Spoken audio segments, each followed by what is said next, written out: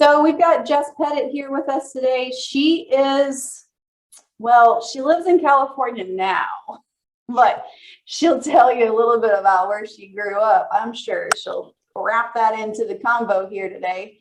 But we're excited to have her. I was able to see her speak through another conference through one of our vendors, and she was awesome and really funny, hilarious. So I wanted to bring her. Our board of directors was gracious enough to go ahead and pick up that opportunity, and so we're bringing her to y'all today. And so I'm going to go ahead and turn it over to Jess, and she did put a little text number as her name there, so she'll tell you what to do with that too. So Jess, take it away. Awesome. Thank you very much. This is as close to being back in Texas as I have been in a very long time, so I appreciate it. In case you are going to try to place the actual Texas accent, because when you're in a room full of Texans, that's what you try to do. I am from North Dallas, which is what we say when we are from outside of the state, but I'm actually from Plano. Some of you are rolling your eyes right now, and that's completely fine. But that is where I'm from. But back in the 1900s, not the new Plano, if that makes any sense. Now I sound super Texan. But no one is probably going to make fun of me using the word y'all, which, for the record, is one thing Texas totally got right and is leading the way on everything, because it is gender inclusive. Because you can say y'all, and then when you really need to, you can say all y'all. And that is applicable to everyone. Look at you using gender neutral pronouns without even knowing it. Good job. Good morning, at least from the West Coast. In the presentation that I did that Amy was referencing, we were talking specifically about kind of a starting place when talking about diversity, equity, and inclusion. And what we thought we would talk about today is, in your work, you are having to have conversations with all different kinds of people, right? And those conversations matter, not just to build better community, but actually bottom line in your pockets and for referrals. I also think it's important that these conversations matter at the grocery store, in the parking lots, with your friends and family. And so what I'm going to invite us to do today is to have a conversation with ourselves. There's not going to be any role play or anything. Don't worry about that. But when you are thinking about conversations that matter, I'm going to challenge you to think of the person, the topic, or the situation where you get a little more sweaty about having that conversation, because I want to give you actual action steps so that you can engage that conversation possibly in a different way, maybe even more successfully than it has been in the past. You're not going to have to share this topic or these people with anybody. I just want you to think about it on your side of the fence. I do recommend that getting some pen and paper as well, in case we're going to do kind of a thing where you might want to be taking notes on your side. But the idea of having conversations that matter, basically, if those of you even watching the recording, if you need to, is to recognize that you are 100% responsible for your part of that conversation. And by being 100% responsible, that means you got to get your dozen of eggs in order before you actually start engaging with someone else. I don't know if you've met that person, but you know who I mean by that person is that when you're done with a conversation and you're like, what is their problem? They did not enter this conversation opportunity correctly. Let me hand them the transcript that they should have said, because then this would have been way more successful. I think this is called customer service, but that's not actually how it works, right? So every time I ever have to call a doctor's office, for example, I don't rarely, maybe once in so rarely, I don't even remember. But to generalize, I do not have successful conversations when trying to schedule a doctor's appointment, because I'm old and some 12-year-old is answering the phone. I don't believe in child labor laws. What are you doing answering the phone? I can tell they're chewing gum and they're like, what's your name? What's your date of birth? What are you doing? And I'm like, I know these questions. If you would like listen to me, then I can give you that information, right? We have all been on this side of a conversation that mattered, except it failed. Am I the only one who has failing conversations? I'm looking for some nods and validations. I'm sheltering in place, people. I need a therapist. I do have a therapist, but there's Zoom calls and you get it. So I can't fix that side of the conversation, I can fix this side of the conversation. How most of us fix the really bad ones is that we don't engage. But we think by not engaging with those people or those particular topics, that is somehow safer or better. But not engaging with those people or those topics actually is a form of engagement because you're distancing yourself from those people or those topics. So how do you kind of keep those doors open? That's what we're going to talk about today. So if that's the premise of today, two things I want to share with you. Number one is Amy just put in the chat. And for those of you watching the recording, I bet this handout, which is a PDF, will be attached to the recording. Amy shaking her head. Number two is that now, later, which is my favorite candy, at any point in time, you are welcome to text message 202-670-4262. So when you get back in your car and you're like, that did not go well, I don't know what to do right now, you get free therapy. That's how that works. Now, I should tell you, I was not a psychology major. I was actually a ceramics major. So you're getting free therapy from someone who obviously is going to end up being self-employed. But maybe we have that in common. So 202-670-4262. You feel free to text message me any question, any thought, comment, anything that you have that I can help with. Now, today in this session, you're welcome to put them in the chat. You're welcome to send them to Amy directly. But if I'm thought-provoking, you're going to think of a question later on and be like, I wish I could have asked that blue-haired lady this question. And by blue-haired, you don't mean like in my 60s or 70s. I'm not the only one on the call who uses hair dye. I just might be the only one who chose blue. Let's be real. All right. So feel free to text message. Feel free to chat. Feel free to download the handout. Let's get going. When I should preface that when I started doing diversity, equity, and inclusion work almost 20 years ago, I did the kind of trainings that I think most of us are usually familiar with, where you like download a vocabulary list. We reduce difference down to a particular stereotype, and then we just treat people that way based on that generalization because we think that is the secret decoder ring that will enable us to never make an offensive comment. And maybe that has worked for some of you, but I actually still manage to offend people on the regular. I don't wake up in the morning going, I really hope I can offend some people today. That doesn't actually occur. But I don't always know when what I'm going to do is going to offend somebody. For example, I made fun of being from Plano. Some of you who are not from Plano probably thought that joke was funny, except it's not funny because that's actually where I'm from. Somebody else on this call may also be from Plano or have friends or their aunt or somebody is in Plano and they're like, I can't believe she said something disparaging about Plano. Well, clearly you weren't from the Plano that I'm from because I was not very popular in my Plano where I lived. I do still really miss El Norte. If any of you ever are in Plano, please go to El Norte. Their spinach enchiladas. I still have dreams about them. And I waited tables there. Just a little point of reference. If you work in a restaurant and you still want to eat there, that's important. That's a set apart, right? Okay, so that might have offended people. And the way that it works when you're being offensive is you are rarely gifted with the feedback, right? Like nobody put in the chat, no one has text messaged me and said, oh my gosh, I can't believe you said something disparaging about Plano. I did get a text that someone's husband is from Plano. And let me just say, marrying up, that sounds good, right? Because welcome to bougie Plano, right? So that's how that tends to work. I may or may not have offended someone, but the truth is I won't know.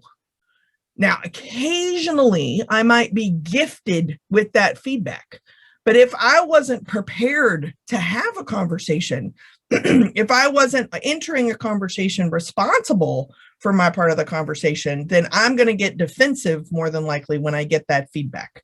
You know when you're in that defensive mode because you start sweating in different places and you end up going, abada, abada, abada, that's not even what I meant, right? What is wrong with her? Blah, blah, blah, blah, blah, right? Like you get the little head wiggles and you start sweating in different places. Y'all know this.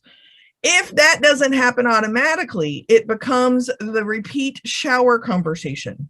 Perhaps you're familiar with this, where you are replaying a transcript of a conversation for the next 35 years, occasionally in the shower, where you are changing all of the words and sentences you would have said so that it makes the conversation more successful because then you get to win. The only way that works in a shower is if the other person never changes what they say. That's not actually how this works, but it is how mental health professionals have job security. What I'm going to invite us to do is to see just today, just in this little 45-minute period, what could we do to be responsible for who and how we are in conversations that matter. Meanwhile, you're thinking up the topic and the person and the thing that makes you all like schwitzy, like you get all like, I don't think about this. Usually it's politics or religion. Sometimes it's on social media.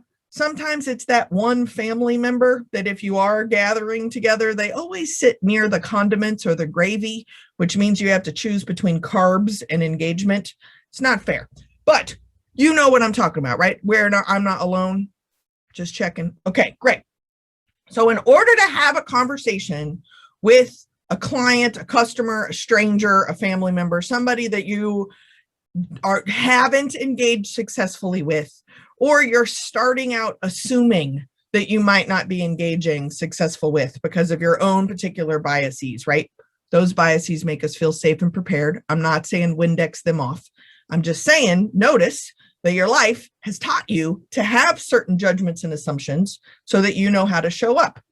Example, when you meet with one of your clients, let's say that y'all are meeting in a parking lot, because that's not creepy at all. But don't y'all do weird, creepy things sometimes? And we do it in the sake of safety, right? Like, well, you can't come to my house and I don't know if I want to come to your house. So let's meet in the Safeway. So you meet in the Safeway parking lot and their car pulls up. If you heard their car from the other end of the parking lot, you have already written a story about what their budget is, what kind of house they're looking for, where they're from, where they're going, what their kids are like, what their grandkids are going to be like, and how many three-legged dogs they got. Somewhere in there, you might also be thinking, if it gets real bad, what is their brisket recipe? I wonder if it competes with my grandmother's recipe. Like, you can go all over the place, right? Those judgments and assumptions make you feel safe and prepared, but it doesn't mean you're accurate. So what it means is that when they pull up in that car and you're like, I see this pickup truck, I've seen it on the side of the road, I bet they got foil and styrofoam in there, right? Like, when that happens, you also then find out that they had to borrow someone's car because their Mercedes is in the shop. You just have to real quickly rewrite that story, right? Now, that doesn't mean the Mercedes isn't stolen or something, but I digress. My point is that we make judgments and assumptions so we feel safe and prepared. What I'm suggesting is that we make an effort to be responsible for how our life has taught us to make judgments and assumptions so that we feel safe and prepared. And then once we know those habits, we print those habits out triple spaced with extra wide margins. And then extroverts, pay attention. Shut up. Don't speak. So as an external processor, I use words like dolphin sonar, right? So I babble at someone and listen to how the words come back so that I can see who I'm engaging with. That might be a little different, but the next step really is listening to them, right? If I think through the process in which we bought a house, let's say, so I've never bought commercial property, so I'm just going to do residential property. Like both my partner and I look 12 years old, right? So when we started looking for a house, we had to decide between how we're even going to find a house, square foot wise. It took years for us to figure out what is a commonality, because again, I grew up in a small house in Plano, which was like 4,000 square feet in the poor neighborhood because I only had a 2-car garage, right? Where based on who I went to high school with, we were the maids' quarters. Whereas my husband grew up in a 1,000 square foot house with 4 different siblings outside of Denver. So even just figuring out what that is between ourselves is being responsible for our histories and how that's going to work. We started looking at 1,000 square foot houses and I was like, excuse me, where are my shoes going to live? So we had to like adjust our own stories. Are you with me? Are you following along? In order to do this, you have to be able to find out how you and your history and your own identities are showing up in these conversations so that you then can stop and listen to them and how, bless you, Ginger, then you can figure out how they are showing up in the conversation. And once you give them space to show up as they wish, then you can have a conversation that matters. So what I mean by this is that you have to first know yourself. So I told you at the beginning to grab some pen and paper. So go ahead if you haven't already. But what I want you to do is just to have a conversation with yourself on your paper. And I want you to think about what is visible and what is invisible to other people, but is true about yourself. Okay, let me give some examples. When we start talking about how power and privilege shows up, that's rooted in the judgments and assumptions that we make about other people. So when I talk about subordinated identities, these are the ones that maybe don't get as many unicorn points in society. Those unicorn points are privileged points, right? When we talk about dominant identities, they just magically come with unicorn points. You didn't even have to do anything to earn those points. But again, to pick on Plano, when I say I'm from Plano and I show up as a white woman who's doing a diversity training, y'all have written an entire story about my entire life that probably has a good amount of dominant identity stuff in it because of the judgments and assumptions that you have to do to file this particular person into the experience of your own life. You're probably right about a lot of them. What I want to do is I want you to think about what are some of your subordinated identities or marginalized identities that might be visible and might be invisible to other people. You don't have to share these with anybody else. And then we're going to do the dominant identities that are invisible or visible. And then once you know who you are, then you can pay attention to other people. So I'm going to use myself as the example. And I just want you to notice what you think you were, I'm using air quotes, right about and wrong about when you were interfacing with me based on your own judgments and assumptions. Then you have to realize people do this to you all the time. How I pick someone that I want to work with is also deeply rooted in my judgments and assumptions. How I pick a doctor, very different. I am not picking daughters. If I've learned anything, Amy and I were talking about this, if I have learned anything inside of COVID is thank goodness I do not have children. I think it is a community service, actually, that we do not have children. Picking a doctor or a mechanic or a restaurant or a food truck. You are making choices, and if you can recognize how you're responsible for those choices, that's the first step of having a conversation that matters. So, subordinated identities. So these are the ones with less unicorn points magically within our society. So maybe these are the ones that maybe feel silenced or like you can't talk about stuff, right? So even though I'm from Texas, my grandmother gave me a long list of topics I am never supposed to talk about. And those are the only topics I talk about. So for example, I would say religious identities, political identities, your stance on guns, your stance on abortion, things like this are usually a little controversial. They don't necessarily come up in like a dinner table conversation unless you know that that is a place where it is safe for you to be able to talk about those things because you're sitting at the table with other people who think and believe very similar to you. But that's a conversation that matters that you have to decide to or not to enter, right? So for me, I'll to go through some of my identities and you get to do the equivalent on your paper without having to share with anybody else other than yourself. So first off, because I look the way I look, it is very possible that you identified me as a lesbian person, a gay person, just because visible, that's how I present. 2 points for you. You are correct. Okay, so visible identity. So I would ask you for your sexual orientation or your sexual identity, is that visible or is it invisible?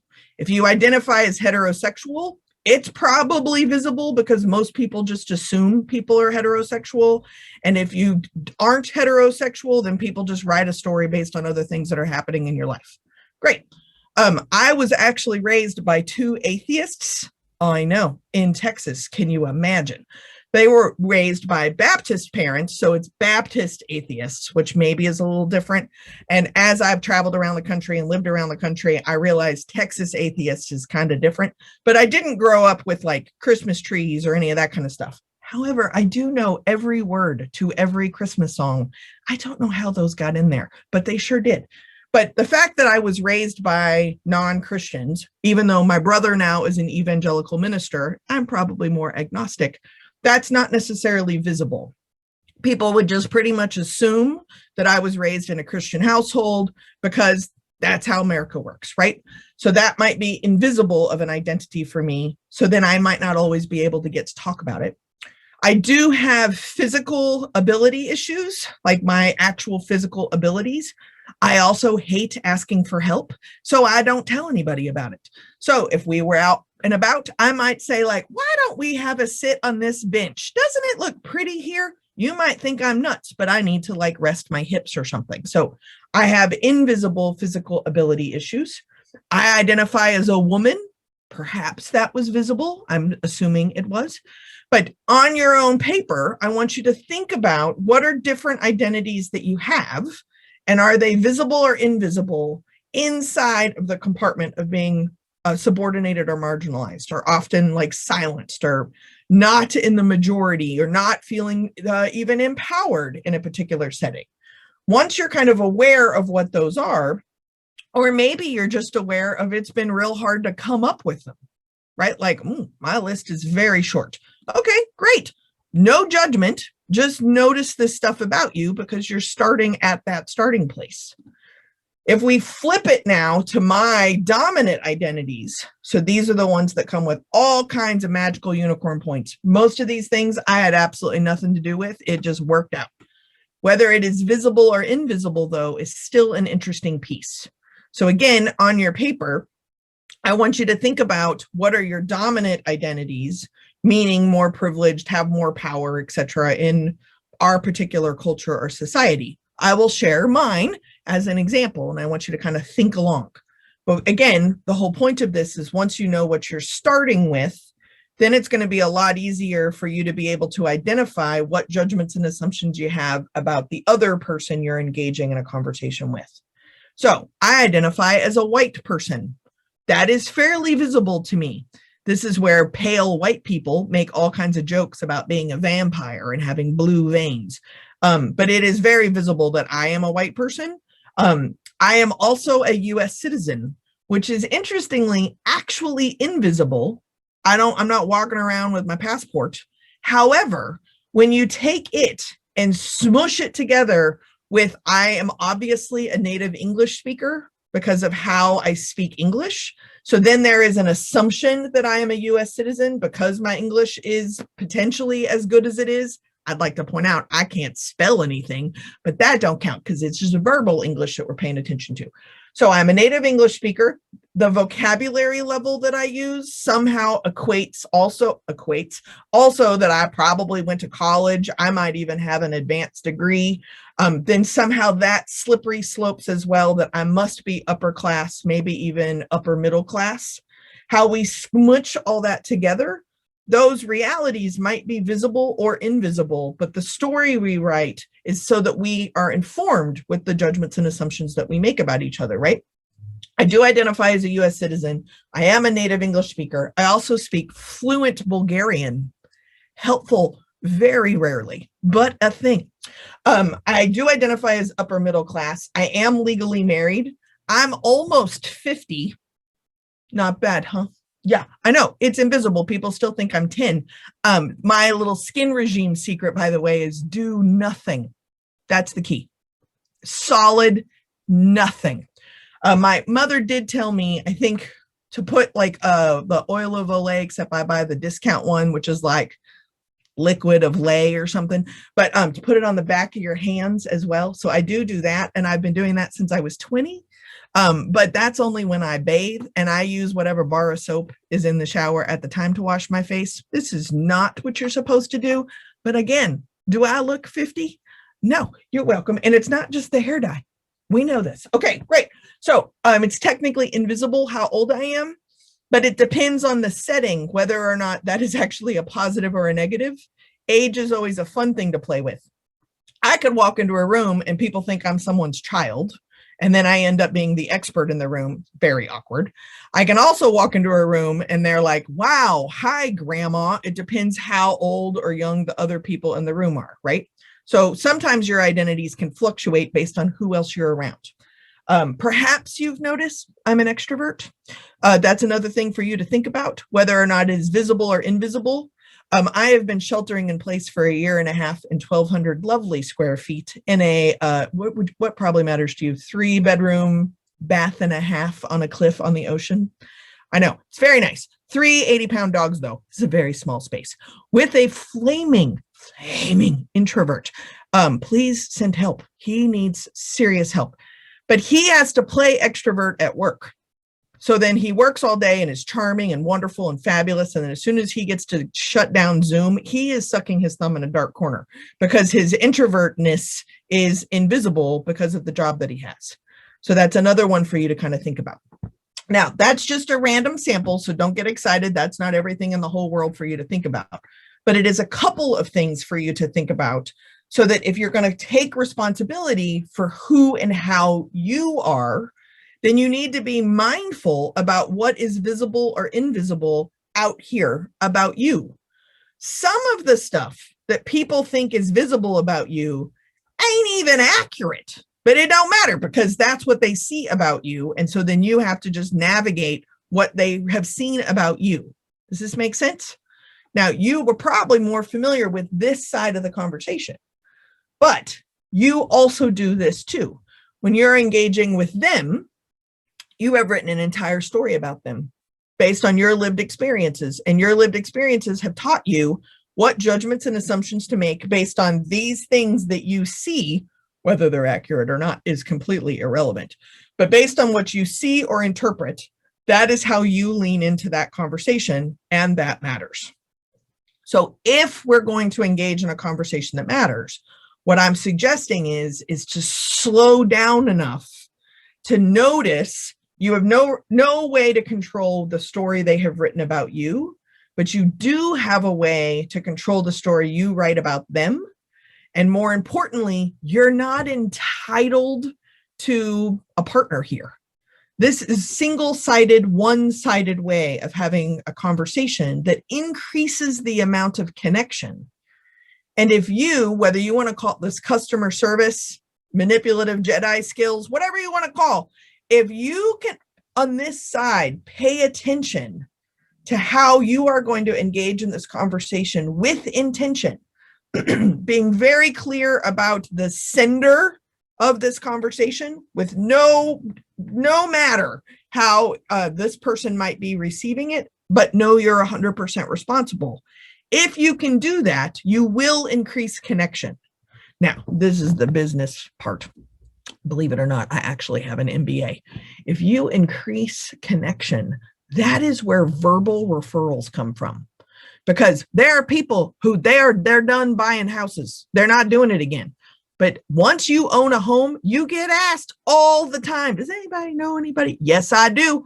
And no, do not hire this person. Verbal referrals work both ways. And the real good ones and the real bad ones aren't online, because the power of the verbal referral, that network, you can't tap into.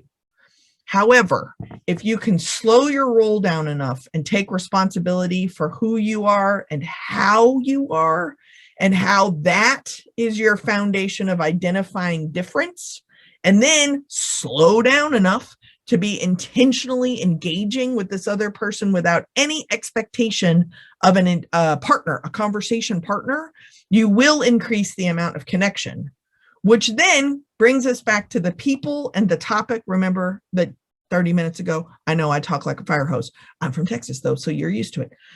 The ability to pick the topic and the people that you're avoiding conversation with, it works there too. Now, before we get into the handout, if you haven't downloaded it yet, feel free. I do encourage you to pick somebody in the middle to practice this with. Now, what do I mean by the middle? We all have best friends.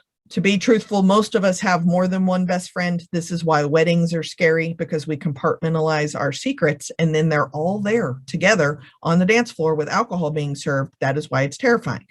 So I don't recommend practicing this with your best friend because they like you anyway. You like them anyway. Y'all know all your problems. They know all your problems, whether you even know them. So when you're like, I went to this workshop and I got this handout and this is what I want to practice. Your best friend's going to be like, great, I don't care. Let's get ice cream. At least that's what my best friend would do. So don't practice with them because they're not They're not challenging enough. Solid. Now, also don't practice with them. Do you know who I'm talking about? The people that you're likely to never engage with these people, generally speaking, so you don't have to aim that high or that low, depending on your moral judgment of their value. You don't have to start with people that are so hard or so unlikely to be a successful conversation that you'll actually lose motivation to even try. So just float somewhere in the middle. While you're practicing, I actually recommend practicing with people you are likely to never engage with again. You're never even going to see them again. Maybe it's the squawky box at a drive-through, right? You might not even see them when you turn the corner and get to the window and pick up your French fries, right? Like you can go to your local Whataburger and try this at your little squawky box. You're going to come around the corner. It is a completely different human being who is handing you your sack. So between that space, you can practice because you're not entitled to a partner. This is you building your own conversation tools. We like to blame our partners for the failure, which is what we need to stop doing. And I don't mean partners because that's marriage copay, which maybe you're getting advice there too. I don't know. But I mean like the person you're trying to engage in a conversation that matters with. So what I'm going to do is I'm going to give you an example. Then I'm going to ask you, what did I do here? You have the handout in front of you. P.S. That is all of the answers. So I'm going to give you an example. Then I'm going to ask you, what did I do here? And then I'm going to go through each of the steps. I'm warning you because when I ask you, what did I do here? That's the audience participation part. So you're going to unmute yourself and talk, or you can put it in the chat and I'll read it out loud. Good? Here is the example. In order to do this appropriately, I have to first tell you I have a thing for flamingos. It is relevant. Just trust me. I have a serious thing for flamingos. Okay, so a really good friend of mine, Sylvie, and we stopped buying flamingos for each other because one, it got real expensive and that's a lot of plastic in the world. So now we just send pictures every time we see a flamingo thing in the wild. We send each other text of the picture of the flamingo. So someday I send her a picture of baby flamingos. It was a GIF, I think. I don't know. Somebody will ask. And I get a text back from Sylvia, not Sylvie, that says, I think you have the wrong number. Now, I get this text back and I'm like, what is going on? Because that Sylvie would just respond with more flamingos. But Sylvia, what is happening? I realize Sylvia is my aunt, who was my favorite relative. She is from Heiko, in case you're interested. And she died a number of years ago in a house fire. And even though, the male is here. Those are my dogs. I was not lying about 3 80-pound dogs. I apologize. The male is here. I'm very well protected. Now, my dogs are interrupting my flamingo story. So I get a text back from Sylvia on my cell phone, and I'm immediately overwhelmed at how much I miss and love Sylvia. And what I realize is that Sylvia's cell phone number has been recycled, right? I don't believe in text from the dead. And if I did, she would have enjoyed the flamingos. So it's not obviously her responding, right? So I have deduced that her number has been recycled. So somebody out there in the world has my Aunt Sylvia's cell phone number. So I decide this is what I'm going to do. I am going to try and make a connection with this human being. I'm going to have a conversation that matters with this human being over text. That's how I'm going to choose to do this. Now, all of you have been texted the wrong number. And depending on how bored or isolated you have been, you may engage in a conversation with them. You may also be who dis. You may be like, stop blowing up my phone. It depends if you're napping. Are you watching a program? What's happening? I have another really good friend who has an Adam Driver situation where she received a random picture of Adam Driver from some wrong number. Now they just continue to exchange Adam Driver pictures for no apparent reason. Back to flamingos. This does not turn into a Hallmark movie, but I decide in the moment, I'm going to text this person back. So what I have done is decided I'm going to send a text. I first read their text message. Now, they're not mad at me. There seems to be no all caps. There's not a lot of exclamation points. It's just matter of fact. So in the texting etiquette world, I am not going to send multiple bubbles. I'm limiting myself to one text bubble so that I don't annoy. But I'm going to be very clear on what my intention is. And my intention is to like spread joy or connection or something about how lucky they are to have my Aunt Sylvia's cell phone number. Now, they may not actually care at all about this. You're with me on this. Most of you probably don't even care, but this was very important to me. So I'm going to send one text that is intentionally sharing how lucky they are to have my Aunt Sylvia's cell phone number. I'm going to pick my words intentionally, and then I'm going to send the text. And then regardless of what the response is, I'm going to claim responsibility and then decide if this increased. Was this a positive interaction? Was this a neutral interaction? Was this a negative interaction? I'm going to practice this flow chart. Okay. So I get the text back from them that says, like, you have the wrong number. I craft my text, and the text basically says, thank you for letting me know. I didn't realize my Aunt Sylvia's cell phone number was still on my phone. Fat thumbs. And I would like to tell you how lucky you are to have my Aunt Sylvia's recycled cell phone number. She was by far my favorite family member, and I just think you're really lucky. Send, release the Kraken, right? Who knows what I'm going to get back? Interestingly, I might not even get anything back, but they did write one more text back. And what they wrote was, what's interesting is you are not the only person to tell me about Aunt Sylvia. And I use these examples every single time somebody happens. I then call all of my aunts and tell them how much I love them because they're still alive. Your Aunt Sylvia clearly made a difference in the world. Thank you very much. P.S. Cute flamingos. Now, I'm going to make a meaning from this conversation. Was this successful? To me, this sounds successful. Did we run off into the forest and have like a maple syrup company or whatever? No, it's not a Hallmark movie. It's just in that moment, I feel good. I think they feel good. And then to extra bonus, they have called their aunts and made their aunts feel good. Do you see how this works? I'm not entitled to a partner, but I wanted to have a conversation that matters in that moment. And I decided to use this flow chart to try my best to increase the amount of human connection. Now, can I do this 24/7? No, I am lazy, right? I wrote a book about this, right? This flow chart's page 192. I'm evidently an expert. Oh no. Do I still get in arguments? Yes, I'm married. Do I ever have unsuccessful conversations? Yes, I just told you I was married, right?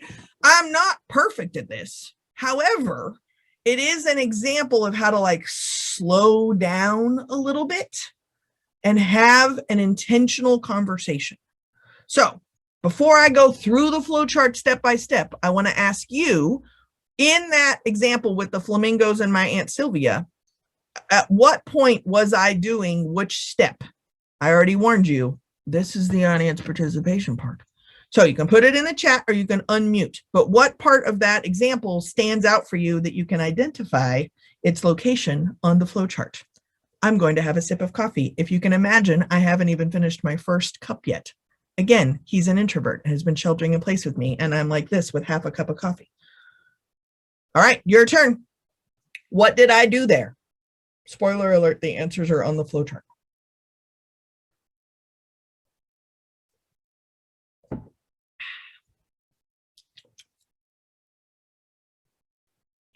I did have an intentional conversation. That is true.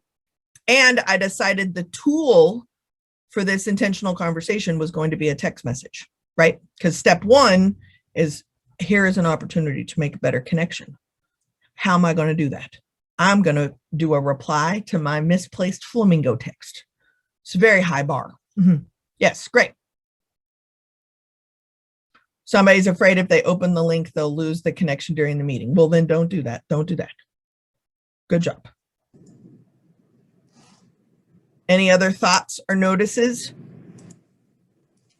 Oh, I hear a click. Someone has unmuted. Good job. Carol, don't panic, but do you know that you've unmuted? Do you have something to say? No, but I might, so I've unflipped. All right. Not yet. I'm still listening. All right, sounds great. So that's totally fine if it wasn't meant to be like a trick question. So, and I'm sure Amy will send out the handout, etc. Don't panic. This was really not supposed to be a high stressed situation, but look, here we go. Okay, so my conversation caused someone else to do something good, calling their aunts, right? I did intentionally form a message because I had to like send a text, right? So I made a conscious decision. I was going to do one text bubble. Now, I actually am the kind of texter where every thought is its own bubble because I like the little reactions to each of my thoughts. I can't stand it when somebody sends me this really long thing and it's all their thoughts on one thing and that I have confused reactions and you only get one choice. My brother does this. My brother sends me like TED Talk texts and it's one giant multiple screen bubble. Like, hun, like, what are you doing? Anyway, it doesn't matter. Okay, focus, Jessica. We're going to go through the flow chart. Those of you that have downloaded it, great. Those of you that are not, guess what? I know it. So I'm going to go through the whole thing. So you are correct. The first thing I did was decide I am going to make a better connection right now. Now, spoiler alert, does the other person know this? No, right? So let's say, Brian, I'm just picking on you. You do not have to do anything. Do not panic. So if I were to have a conversation with Brian and I walk up to Brian, I'm like, Brian, guess what? I got this handout. I would like to make a better connection with you. Step one, I've decided we're doing this. Brian's reaction is going to be like, you are weirder than I thought, right? Like, so you don't tell anybody that you're doing this. You don't show people the flow chart. It's all for you. This works on texting. Those emails that you need to send, y'all know the ones they're in your draft folder right now. Use your flow chart. If they're not in your draft folder, maybe you did send it. And now you're like, should I have sent that? The answer is probably not. Go through the flow chart, okay? You decide that you're going to make a better connection. How are you going to do that? You pick the tool.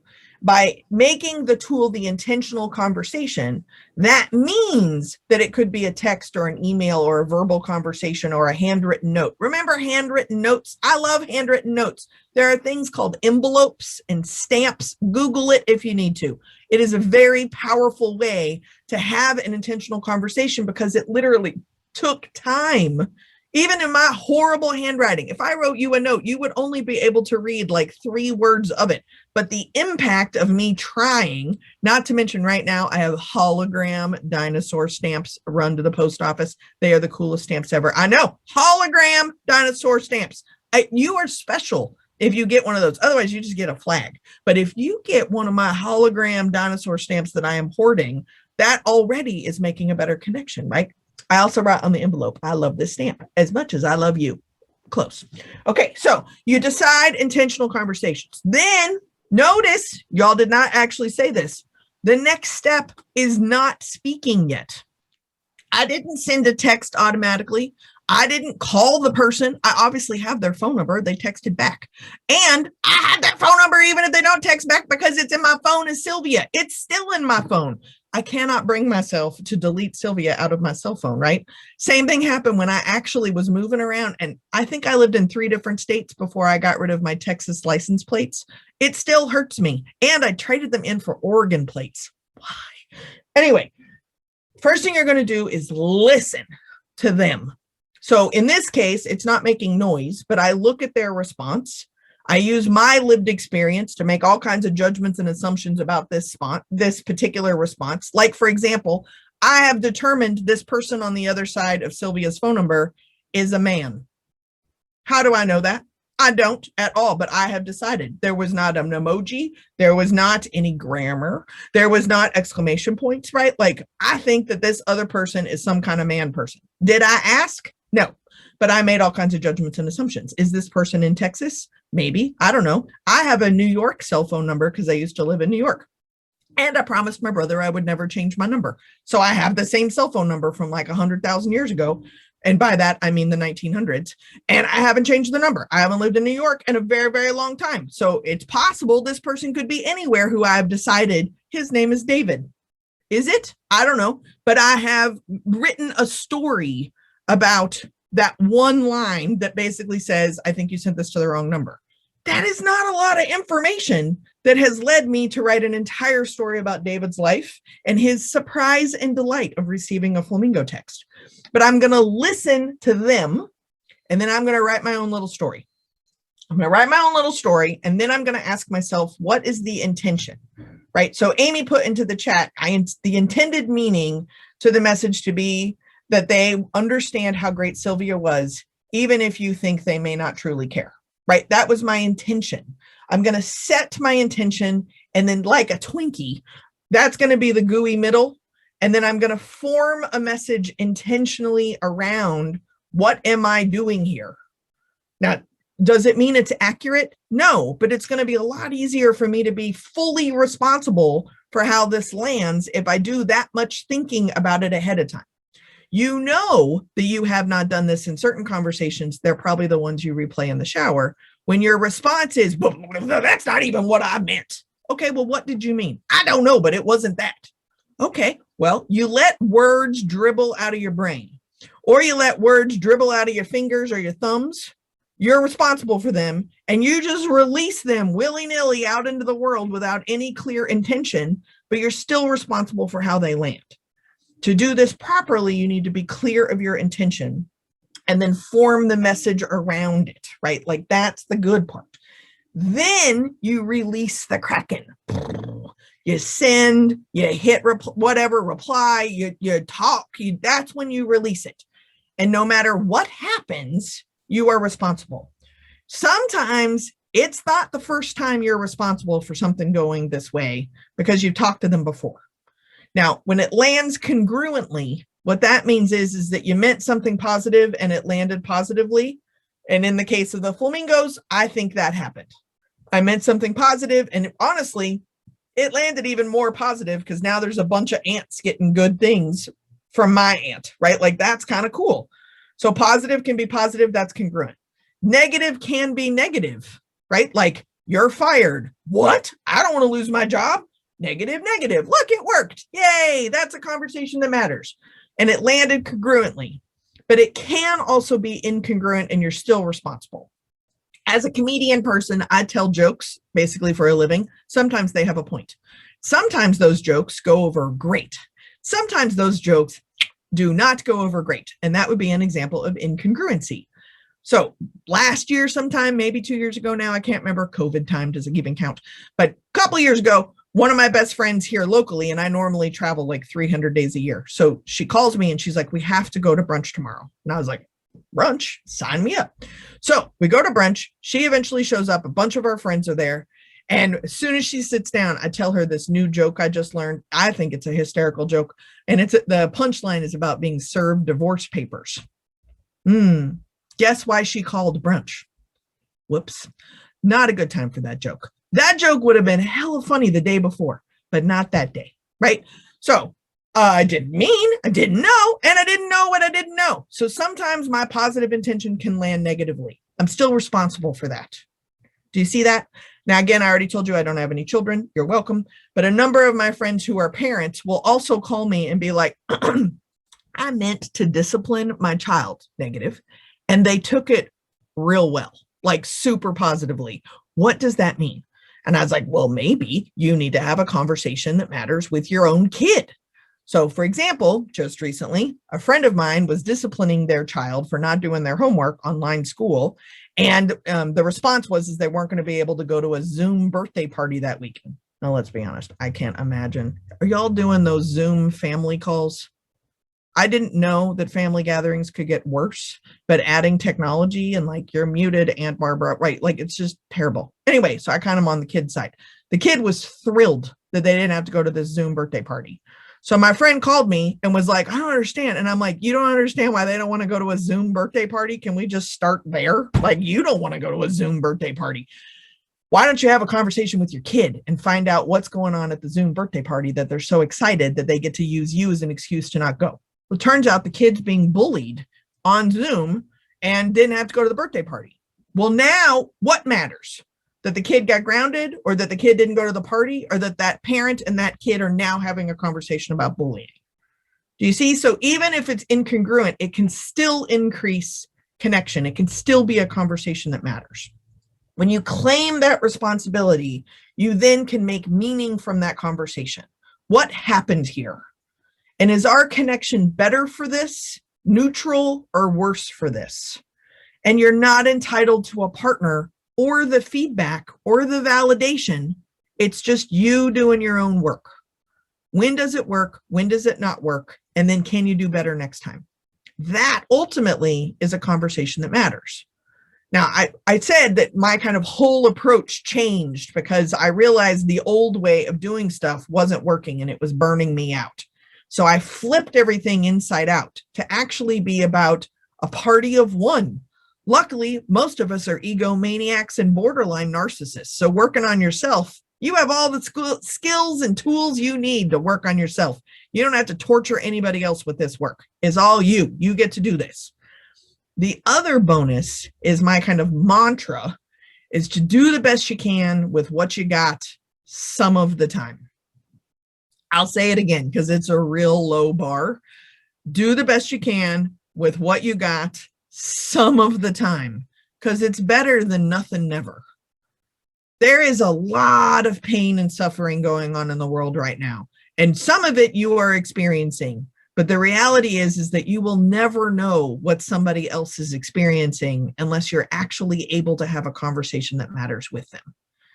And if we can't share in our actual lived experiences, we're not actually increasing the amount of connection in the world. And increasing the amount of connection, whether we're talking about after sheltering in place or not, when the whole world opens back up again, this is bigger than COVID. This is bigger than right now. This is about humanity. And at the top of the hour, I asked you to think about people or conversations or topics that you're kind of avoiding. And by kind of avoiding, I mean you're like really avoiding them. And the truth is that you're probably avoiding it because you don't know how to win. And what is a better win than increasing the amount of connection instead of being right? Making connections isn't about being right. Making connections is about being a human with another human and increasing the amount of humanity that exists. And if we can do that, that is the conversation that matters. And it all starts with doing the best you can with what you got some of the time, because that is good enough now.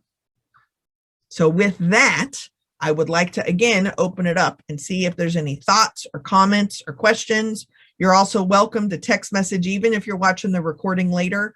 You're welcome to send me a text message to 202-670-4262. Otherwise, how are y'all doing? Let's see, we do have a little question that says, as an extrovert myself, how did you make yourself start listening? So great question. And I had to gamify it. And not only am I a flaming extrovert, but I also really like to win. And so what I noticed is if I could shut my face long enough, and it's weird as like a super external processor, that's what I meant by the dolphin sonar, but external processor who is also an extrovert, the strength is that I can like feel and read a room and that then does something to me. And so what I realized is if I can feel and read a room and let that do the something to me, but not leak the words out of my face yet. So it's not, don't do this thing. That's my comfort zone, right? Because I also have to feel safe in a space. But before I let the words leak, my gamification is there more information here that I'm missing? By asking that question, I could verbally ask them a question, right? Like, I don't like asking people, how are you doing? Because everyone's like, that's a dumb question. I'm fine. And, or waves arms frantically. What do you mean? How am I doing? I haven't worn pants in a year, right? That's a dumb question right now. But like, if I were to say, it's really good to see you. I haven't seen you in so long. That is a positive compliment that doesn't ask anything of anybody else, but because it's a little bit more authentic or a little bit more genuine, the person is more likely to respond with information to give you a heads up at what's going on with them. I do a lot of work in medical centers. And so I think this is good kind of role modeling for extroverts as well. But there's a hospital that is the highest ranked patient experience in the country. And they have this rule that any patient in the hospital can flick a light, and it's a little purple light outside of the door. And if a purple light is lit, anyone, any level who works at that hospital has to stop into that room and see what they need. Could be anything, right? So I was having this conversation with the upper administration of the hospital, And I asked them, I was like, have you ever seen a purple light and just walked right by? And they're like, oh no, never. And I'm like, don't lie to me. And they're like, what do you mean? No, it's policy. If you see a purple light, you have to stop. And I was like, can I walk into a meeting an hour late because I was doing a purple light? Because if that's the case, this is going to become the New York City subway system where you just like, the subway was late. It's like a uniform understood excuse if you live in New York City. Evidently, I can't use that as an excuse outside of New York City. So eventually they told me, oh no, there's definitely times where I see a purple light, I'm running late, I'm not in the space. I'm not in the mood to handle whatever the hell's on the other side of that purple light, but I might text somebody, there's a purple light on the 6th floor. Do you see how that's slowing down, but there's a self-assessment involved in that? So as a flaming extrovert, you can do the self-assessment part and you can respond to the purple light. You don't have to be the person who responds to the purple light if you're not in the right space. That habit of slowing down actually builds up the listening skills. So other thoughts, comments, questions? That's a great one. Yeah, that was great. Just a thank you, another thank you. Wisdom and humor. Wisdom and humor. That's great. Please say it louder. My husband's in the hallway. Jess, I hope we get stuck on a long plane flight sometime. So with an introvert between us. Oh, that would be amazing. Do you remember planes? Anyone? They were great, right? I actually just bought my first plane ticket, and I don't know if anybody else. So this is another example, right? Is that like how we're reacting to COVID, vaccinations, traveling, not traveling, being closeted in your house, being not, whatever, like all this stuff has been turned into a conversation you can't have conversations about. So I'm a flaming extrovert. I'm going to talk about this, and you can do whatever you want to do. I'm sharing my experience. Do you see how that works? I bought a plane ticket for my first trip. It's in June. There is a part of me in my bone marrow that is so excited to eat stale peanuts, except I can't eat in public because I barely go to the grocery store without having a panic attack, because the increase of being agoraphobic, I think, is going to be a thing, right? Plus, can we make sweatpants professional wear? Man, I hope that sticks around. Like, this is, if this year has taught us anything, mostly I do not actually need to wear shoes ever, and yet still buy them. I admit I have a shoe problem. I have not worn a nice pair of like girl shoes, you know, like with buckles or laces. Do you remember these things? I have not worn complicated shoe wear in over a year, but I did buy approximately a dozen pairs of shoes online shopping, right? Those Facebook ads, they'll get you. Algorithms plus saved credit card numbers. Danger. Also bought a lot of sequins. Where am I going to wear those? Just, I mean, maybe on stage, because I'm going to blind my audiences because of how stage lights work. And I'm certainly not wearing it to Costco, but maybe I'll go super fancy and wear a sequins dress, actual shoes with buckles, and I might even brush my teeth the next time I go to Costco. Watch out, world. Still not wearing Spanx though. We're not there yet. Any other questions? I think we're good. I don't see any, but nope.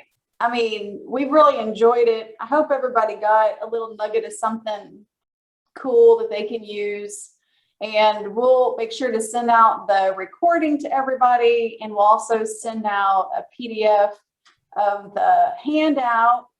And then let's see, Jess, your site is goodenoughnow.com. Goodenoughnow.com. That's me. I did get one text message, which is a good question to probably, if we're ending, because I get asked this question all the time. So the question is, how do you handle or react when people have those incorrect assumptions about you? I'm always afraid to make my clients feel like I'm editing. I'm going to say jerks, but I approve of the word that was put in the text. I'm always afraid of making my clients feel like jerks when they are very wrong about me. It's innocent on their part, but I dance around it whether to correct them. Super great question. So there's two main points here. Number one is the summary of the question is, what do I do about them? Cliff notes. can't do nothing about them. That's why they're not responsible and you are responsible, right? Number two, if they have made the wrong assumptions about you and you can't do anything consistently about them or correcting them, you get to pick and choose when it's safe to correct them, when it's safe to update them, right? And you have to feel safe and prepared to do that. So I think that's an important thing to understand. Y'all did not assume that I speak fluent Bulgarian. Did that come up in any of y'all's assumptions about me? When I introduced myself, did you go, you know what? I bet she spent some time with some Slavic languages. I can hear it in her voice. Did that happen? No, it didn't happen. And when I tell you that I speak Bulgarian, what often happens is people are like, I don't believe her. No, she's too funny. I mean, she's funny. I just think it's a random, she just made a joke. I don't even know. Where is Bulgaria? Is that in South America? What's happening? Well, she's had Slavic. I think I did a Trivial Pursuit game once. I won. And I believe Slavic means it's somewhere in Eastern Europe. So now you have become the expert of all things Bulgarian, certainly more than me. And you think I made a joke. So you don't even believe something about me, right? The reason why I'm sharing this with you is that instead of navigating you forcing yourself to feel safer, does it matter to correct them? And if it does matter, then have a conversation with them. You can apply the flow chart at the same time, paying attention, listening to them. If you were to correct them, your intention is so that they know who they're talking to.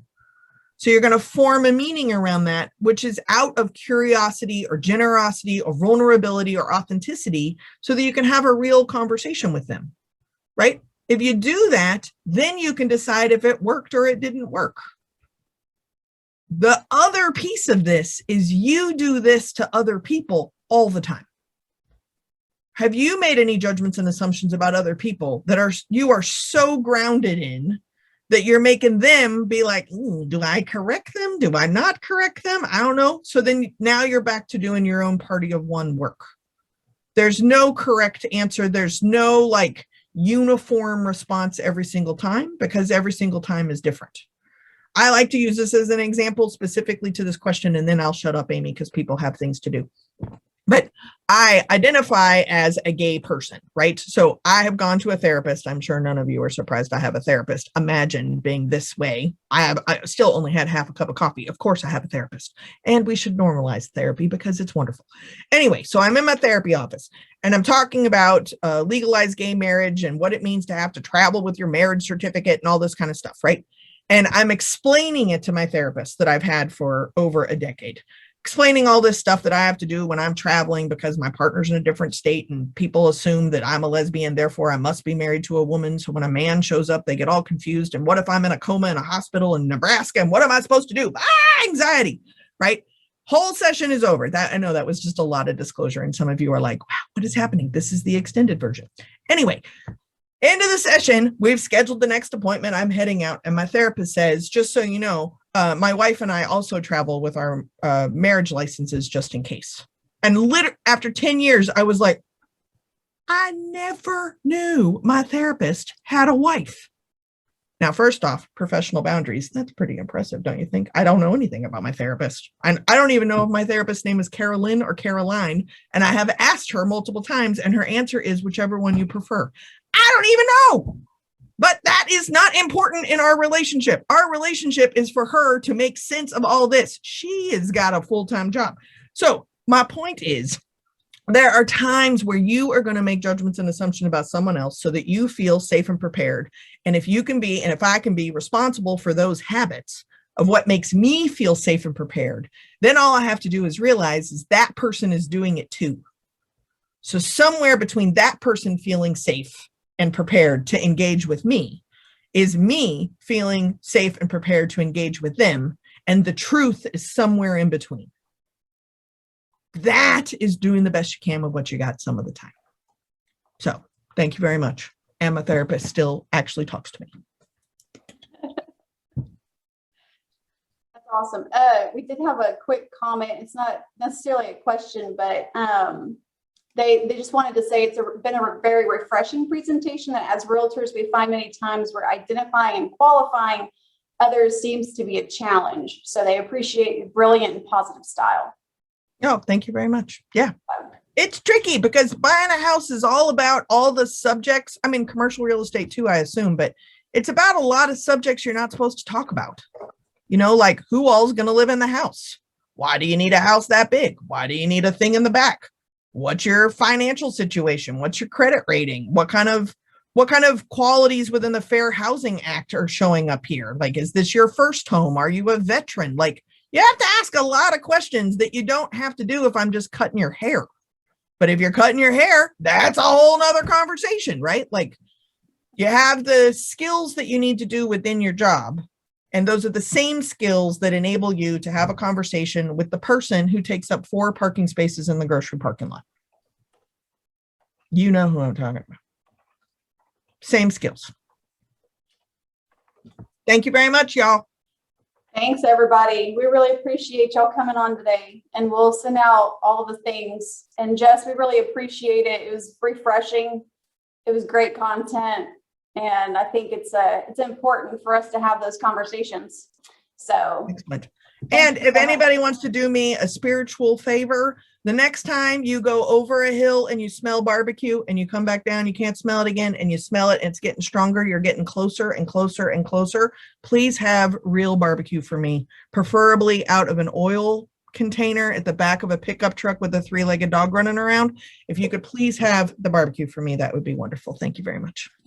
will do. It's pretty easy to find here. I know exactly who I'm talking to. And if you could chase it down with a Whataburger because they have the best iced Dr. Pepper, that would be great. Awesome. All right. Thanks, everybody. Have a great day.